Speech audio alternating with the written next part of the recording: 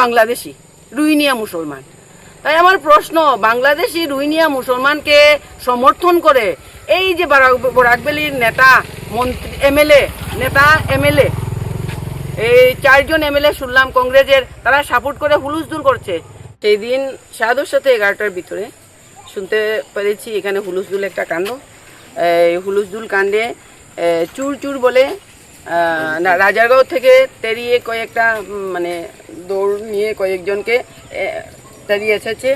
ওরা মেইন রাস্তা দিয়ে না এসে ওরা গ্রামের ছোট ছোট রাস্তা থাকে যেগুলাতে মানুষ চলাফেরা করে না, এই রাস্তা দিকে এসে তারা পুকুরের আশ্রয় নিয়েছে, পুকুরের জার্মানিতে লুকিয়ে আশ্রয় নিয়েছে।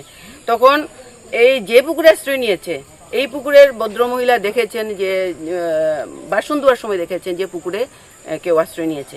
তখন ছেলেদেরকে বলেছে এইখানে পুকুরে পুকুরে পুকুরে চুর ওইখানে সবাই চুর বলেছে সেও। আর পুকুরে আশ্রয় নেওয়া ভালো মানুষ তো কোনোদিন পুকুরে আশ্রয় নেবে না। তাই ছেলেরা সবাই মিলে ওকে ধরে, ও দুজনকে ধরে এনেছে, এনে প্রশ্ন করেছে তোমরা কোত্থেকে এসেছো। ওরা কিছু বলে নেই, তাই ওদেরকে গরু চুর বলে বা ডাকাতি বলে মারপিট করেছে। এই মারপিটটা তো মানব, এই মারপিটকে সমর্থন করি নাই। এই মারপিটের কারণ হলো আজকে 3 বছর ধরে, 1 বছর ধরে, বিগত 1 বছর ধরে বেশি এই আমাদের গ্রামে একটাও গরু নেই, 2-1টা আছে। এটা মেন করে এখন গরুরা মানুষের সাথে ঘুমায়। আর আমরা এই যে বিষ্ণুপ্রিয়া মণিপুরী হিসাবে আমরা সকালে যদি গোবরের ছিটা না দেই আমাদের গল্প পবিত্র হয় না। তাই আমরা প্রত্যেকের ঘরে আমরা গরু রাখি। এই আমরার একমাত্র পশুধন হলো আমরার গরু। এই গরু একটাও নেই। তখন কয়েক মাস ধরে আমরা ছেলেরা ফার্স্টে এটা আমরা একটু দুধ খেতে পারি না, আমরা ঘরে গোবর নাই, এই গরু চুরি করে করে করে করে এই পুলিশকেও বলেও কোনো লাভ নেই, বলে এই আলোচনা চলছে। তখন যেই গরু চুর শব্দও শুনে ওরা ছেলেরা মারধর করেছে। মারধর করার পরও আমরা ওদেরকে সমর্থন করি নাই। আমরা ওদেরকে বাবা মাকে বুঝিয়ে আমরা মিটিং করে যারা দোষী তাদেরকে আমরা থানায় হ্যান্ডওভার করেছি। আহতরা বামবাড়ির লোক না, আহতরা মামবাড়ির লোক না। আমরা মামবাড়ির সবাইকে আমরা চিনি, আর মামবাড়িও নালুগাও সবাইকে চিনি। আমরা মামবাড়ির সাথে সবসময় আমরা একটা ভ্রাতৃত্বমূলক আমরা ব্যবহারে চলি। ওরা আমাদের ক্ষেত গৃহস্থী করে, আমরা তো ক্ষেত করি না, ওরাই করে। ট্র্যাক্টর সব জমিতে ট্র্যাক্টর বানিয়ে সব কিছু তারাই করে, ঘরের কাজও তারা করে।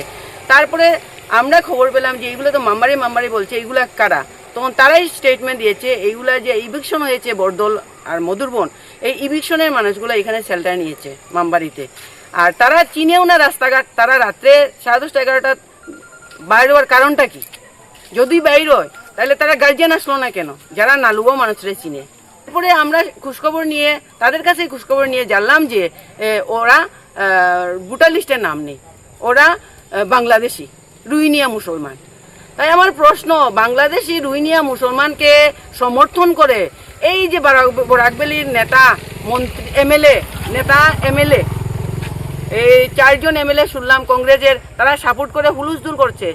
এই এসপি অফিস হুলুস্থুল করছে, ডিজিপির কাছে গেছে, এই সেই শুনলাম। তাই আমার প্রশ্ন হলো, আপনারা সরজমিন এসে আপনারা জানুন এইগুলা এখানের বাসিন্দা না কোনখানের বাংলাদেশি।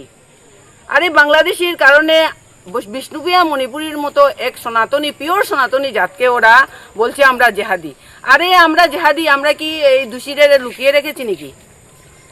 মুসলমানরা কোনোখানে গন্ডগোল হলে, এই লাভ জেহাদ হলে, তারপরে মেয়েদেরকে অত্যাচার করলে গার্জিয়ানরা কোনোদিন দোষীকে দেয় না, পুলিশে গিয়ে খুঁজে বের করে। কিন্তু আমরা ঘটনা শোনার সাথে সাথে দোষী, আমরা ভিডিও দেখেছি, দোষী তাদেরকে আমরা গিয়ে থানাতে হ্যান্ডওভার করেছি।